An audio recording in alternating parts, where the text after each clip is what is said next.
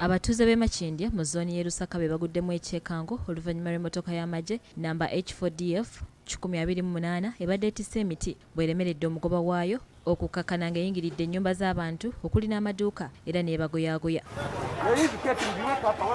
Abadduukirize bazze bukubirire okutaasa embeera era bano bakoze ekisoboka kyonna okutaasa abantu ababadde bawagamidde mu bifunfugu.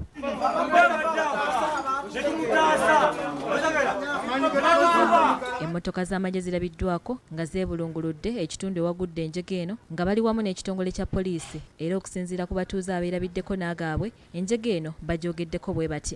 Booda n'emusanga n'atomera booda n'amaliriza nga adde omugemi mu kizimbe ky'abantu kyonna omu afiiriddewo abaana bali mu ddwaliro. Bajja wano babeefula kaali bajja n'omugo n'amateeka.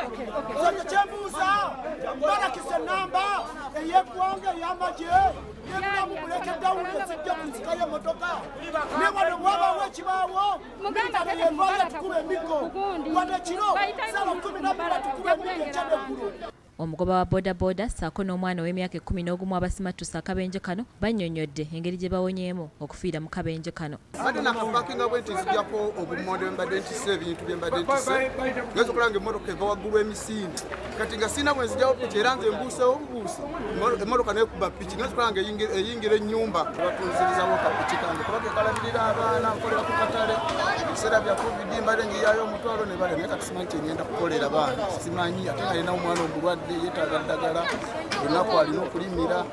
Enjange evengulu egene wansi awo nze nenzirukayo nenzire wabaliwo kati nendaba driver ng'ajosamu badde netukira mu kyabati. Abatuuze basobodde okuggyayo omulambo gw'omwana agambibwa okufiira mu njege eno n'ateekebwa mu mmotoka y'amagye etwala abayi.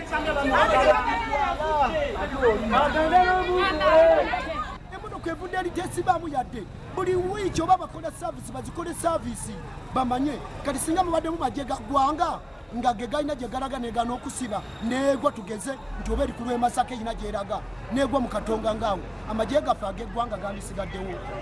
Ebidduukirira abantu tuba tukubye amasimu mwanguweeko mujje mutaasenga abantu kuba tukubye amasimu baluddewo okujja. Mu kwogerako ne kitaawe w'omugenzi Ssaalongo Lubega Abdul annyonnyodde engeri amawulire agakwata ku b'enju ye gye gamutuuseeko.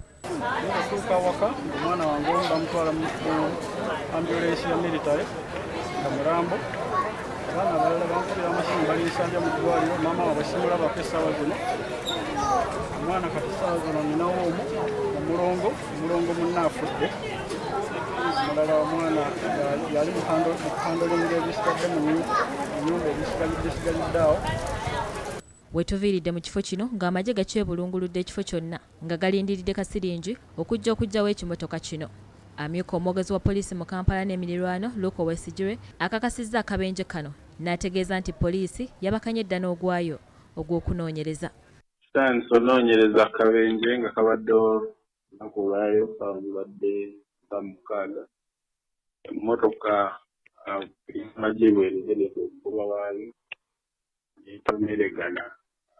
n'etomera ennyumba era mu kutomera ennyumba abantu ababadde balumiziddwa naye omuntu omu yakakatiddwa okuba nti afiiriddewo amannya yina Igalawuma abasatu abalala bali ku bisago by'amaanyi mu ddwaliro.